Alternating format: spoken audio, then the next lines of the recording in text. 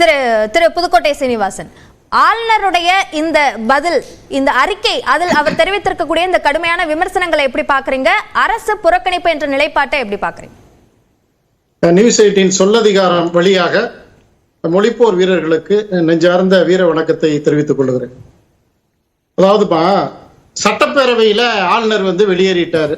அதற்கு ஒரு எதிர்ப்பை காட்டுவதற்காக முதலமைச்சர் செய்கிற இந்த தேநீர் விருந்து புறக்கணிப்பு அது ஒரு சரியான ஒரு நல்லுறவை வளர்க்காது என்பதிலே தான் இன்னைக்கு தமிழக மக்கள் இந்த செய்தியை பார்க்க முடியும். என்ன காரணம்னா, குடியரசு தின விழாவை ஒட்டி வருகிற இந்த நிகழ்வு, இந்த ஆட்சி, திமுக ஆட்சி வந்த இந்த 3.5 ஆண்டுகளுக்கு இந்த காலம் வரையும் இவங்க 3 விஷயத்த தமிழக மக்கள்கிட்ட சொல்றாங்க. என்ன சொல்றாங்கன்னா, மாநில சுயாட்சி, தேர்ந்தெடுக்கப்பட்ட அரசிற்கு அதோட உரிமை சம்பந்தப்பட்ட விஷயம், மாநில சுயாட்சி, இந்த அரசியல் சட்டம், இதுக்குள்ளேயே தான் சுத்தி சுத்தி இந்த 3.5 ஆண்டு காலமா நகர்த்துறாங்க. அப்ப இந்த அரசினுடைய இத்தனை ஆண்டு காலமா மக்களை இப்படிதான் கொண்டு போறாங்க.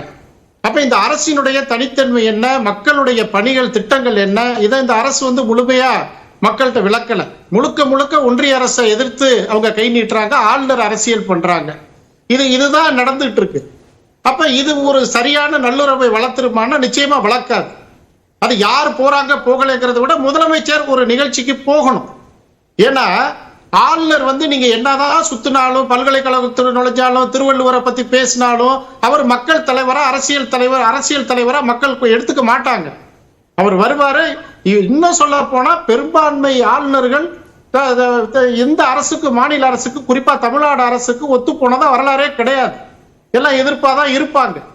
ஆனா நம்மளுடைய சட்ட மசோதாக்கள், சட்டப்பேரவையில் நிறைவேற்றப்பட்ட மக்களின் உணர்வுகள், உரிமைகள் சம்பந்தப்பட்ட விஷயத்தை அவங்க மறுக்கிறாங்கன்னா நமக்கு வேறு வழிகள் இருக்குது, நீதிமன்ற வழிகள் இருக்குது. நாடாளுமன்றத்துல கடந்த கால அதிமுக ஆட்சி நதிநீர் தாவாவுக்கு எப்படி நாடாளுமன்றத்தை ஸ்தம்பிக்க வச்சாங்களோ அது மாதிரி ஸ்தம்பிக்க வைக்கிறதுக்கான 1000 முறைகள். நீதிமன்றத்தை அணுகாம இருக்காங்களா? பல்வேறு வழக்குகள்ல வெவ்வேறு விஷயங்கள்ல நீதிமன்றங்களை அணுகிட்டு தான் இருக்காங்க. ஒவ்வொரு விஷயத்துக்கும் நீதிமன்றத்தை அணுகிட்டே இருக்க வேண்டியிருக்கே அப்படின்ற அந்த ஒரு அதிருப்தியையும் வெளிப்படுத்திட்டு தான் இருக்காங்க. இல்ல, இது முழுக்க முழுக்க இத்தனை ஆண்டு காலமா இதைத்தானே சொல்றாங்க.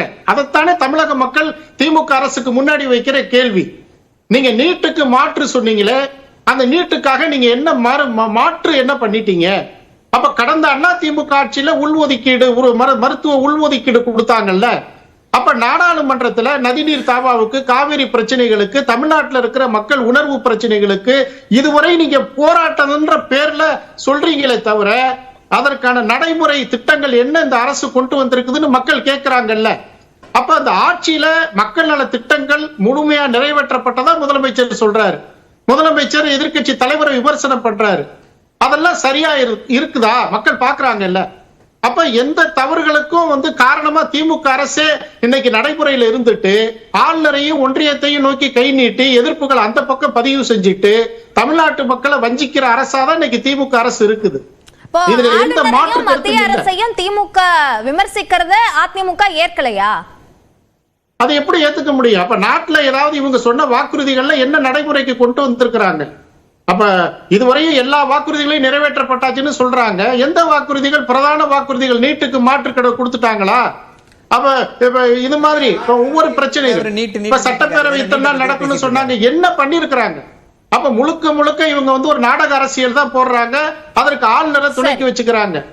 இதுல எந்த விதமான வேற எந்த விதமான நலத்திட்டங்களுக்கும் திமுக முழுசா எந்த செவி கொடுக்கல. அப்ப முழுக்க முழுக்க தவிர திமுக அரசு செஞ்சுட்டு ஆளுநரை நோக்கி கையை காட்டுறது மக்கள் ஏத்துக்கல. இது நல்லுறவையும் வளர்க்காது, மரபையும் இவங்க மதிக்கல.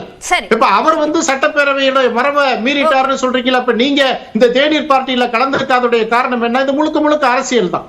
சரி, திரு ராமசுப்ரமணியன், பல்வேறு விஷயங்கள்ல முரணான கருத்து இருக்கு, ஒரு முரண் கருத்துக்கள், விமர்சனம், இந்த மாதிரி விஷயங்கள் எல்லாம் தொடர்ந்து ஆளுநர் முன்வைச்சிட்டு ஒரு சம்பிரதாயத்திற்கான தேநீர் விருந்துக்கு மட்டும் அழைப்பு விடுக்கிறத எப்படி புரிஞ்சுக்கிறது?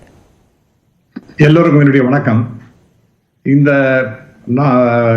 கவர்னருடைய நடவடிக்கைகள் எல்லாம் ரொம்ப விந்தையாக இருக்கின்றன. தமிழ்நாட்டில் நம்முடைய கவர்னர் அவர்களுடைய செயல்பாடுகள், குறிப்பாக இன்னைக்கு ஒரு ஸ்டேட்மெண்ட் இஷ்யூ பண்ணியிருக்காரு. நீங்க குறிப்பிட்டது போல தமிழ்நாட்டில் ஏதோ ஒரு மிகப்பெரிய அளவிற்கு சீர்கேடு இருப்பதாகவும் அதை எப்படி சரி செய்வது என்று தெரியாமல் அவர் ரொம்ப வருத்தப்படுவதாகவும் என்னவோ பேசுகின்றார். அதெல்லாம் ஏற்க தகுந்ததல்ல. சில 1-2 விஷயங்களை மட்டும் சொல்றேன். அவருடைய ரிப்போர்ட் இன்னைக்கு அவர் கொடுத்த அறிக்கை என்பது விஷத்தை கேட்கிற மாதிரியே தான் இருக்கு. ஒரு நல்லுறவு தமிழ்நாட்டில் ஏற்படுத்தின எனக்கு முன்னாடி பேசினேன் வாழ்த்து செய்தி அப்படின்னு குறிப்பிடுறாரு. அது இல்ல, அதான் அது வாழ்த்தை விட விஷத்தை அவர் கக்குவதாகத்தான் நான் பார்க்கிறேன். எனக்கு முன்னாடி பேசின சீனிவாசன் நல்லுறவு பேண வேண்டும் அப்படிங்கிற மாதிரிலாம் சொல்றாரு. இந்த மாதிரி விஷத்தை நீ கக்கிட்டு அதற்கு பிறகு நல்லுறவு வேண்டும் அப்படின்னு சொன்னா அது எப்படி ஏற்க முடியும்?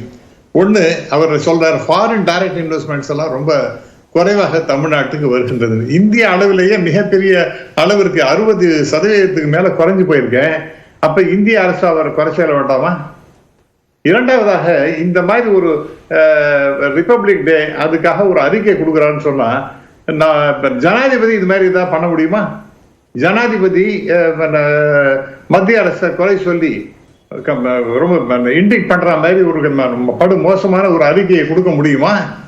இங்க தமிழ்நாட்டில் இவர் இருக்கின்றார் என்றால் மத்தியில ஆளுகின்ற அரசு அவருடைய ஏஜென்டாக இங்க இருப்பதனால இவர் இஷ்டத்துக்கு அவர் பேசுகிறார். ஃபாரின் டைரக்ட் இன்வெஸ்ட்மெண்ட்ஸ் நான் சொன்னேன், அது 60% மேல குறைஞ்சு போயிருக்கு. அப்ப அகில இந்திய அளவிலேயே குறைஞ்சிருக்குன்னு தமிழ்நாட்டை பத்தி அவர் பேசி எப்படி இருந்தாலும் நமக்கு முன்ன பின்னதான் இருக்கும். ஆகவே அதை ஒரு பெரிய இஷ்யூவாக எடுக்கக்கூடாது. ரெண்டாவதா பள்ளிக்கூடத்தை பத்தி பேசுகின்றார். அசருங்கிற ரிப்போர்ட்டை படிச்சு பாருங்க. அந்த அசருங்கிற ரிப்போர்ட்ல தமிழ்நாடு பல பாராமீட்டர்ஸ் சிறப்பாகத்தான் இருக்கின்றது என்று சொல்லுகிறார். இதுல ரொம்ப மோசமாக இருக்கின்றது படிக்கிறதுக்கு, மற்ற கணக்கு போடுறதுக்கு, இதுக்கெல்லாமே ரொம்ப மோசமான நிலைமையில இருக்கிறது யாருன்னு பாத்தீங்கன்னா பீகார், ஜார்க்கண்ட், ராஜஸ்தான், மத்திய பிரதேஷ், உத்தரப்பிரதேஷ் இவங்கெல்லாம் இருக்காங்க. இவங்கெல்லாம் இந்த இடத்தெல்லாம் பாஜக ஆளுகின்றது என்றால் அங்க இருக்கக்கூடிய கவர்னர் அந்த மாநில அரசை திட்டி தீர்ப்பது போல ஒரு ரிப்போர்ட்டை கொடுக்க முடியுமா? அடுத்ததாக இங்க ரொம்ப சட்டம் ஒழுங்கெல்லாம் ரொம்ப மோசமா இருக்கு அப்படிங்கிற மாதிரி எல்லாம் அவர் ரிப்போர்ட் கொடுக்குறாரு. இது ஒரு கவர்னர் செய்யக்கூடிய காரியமா என்ன? இங்க எவ்வளவு கடுமையாக முயற்சிகள் எடுக்கப்படுகின்றன அப்படிங்கிறத தாண்டி இவர் ஒரு ஹெட் ஆஃப் தி ஸ்டேட்டா இருந்து கொண்டு இப்படிப்பட்டதை சொன்னார்னா அவர் தன் மேலேயே ஒரு சேற்றை பூசிக் கொள்வது போலதான் அவர் பேசிக் கொள்ளுகின்றார். இது ஏற்க முடியாது. அடுத்ததாக நீங்க பாத்தீங்கன்னா போதை, அதாவது இந்த இதெல்லாம் ரொம்ப போதை மருந்தெல்லாம் ரொம்ப அதிகமா போயிடுது அப்படின்னா இதுக்கு காரண அடிப்படை எங்க? எல்லாம் ஆரிஜின் பாத்தீங்கன்னா எல்லாம் வர்றது குஜராத்ல இருந்து வந்துட்டு இருக்கு. அந்த குஜராத்தை பத்தி நாம பேச வேண்டாமா? அப்ப அதை பத்தி அவர் பேசுவாரா? இந்த தமிழ்நாட்டுக்கு ஏதாவது போதை மருந்துகள் வருகின்றன என்றால் அவளுடைய ஆரிஜின் எழுதுனீங்கன்னா குஜராத் தான். இது ரொம்ப துரதிருஷ்டவசமானது. இந்தியாவுக்கே ஒரு மிகப்பெரிய கெடுதலாக அந்த ஸ்டேட் ஆனது இருக்கின்றது அப்படின்னு அவர் சொல்வதற்கு அந்த தைரியம் இருக்கின்றதா? அப்படி இல்லாத எப்படி இவர் பேச முடியும்? அடுத்தது தமிழ்தாய் வாழ்த்து. நம்முடைய இவர் அழகா பேசினார். இது உணர்வு பூர்வமான விஷயம். தமிழ்நாட்டை பொறுத்த வரைக்கும் ஈவன் நம்முடைய ஸ்ரீனிவாசன் அவர்கள் கூட ஒத்துக்கொள்வார். இது தமிழ்நாட்டை பொறுத்த வரைக்கும் ரொம்ப உணர்ச்சிகரமான உணர்வு பூர்வமான ஒரு விஷயம்.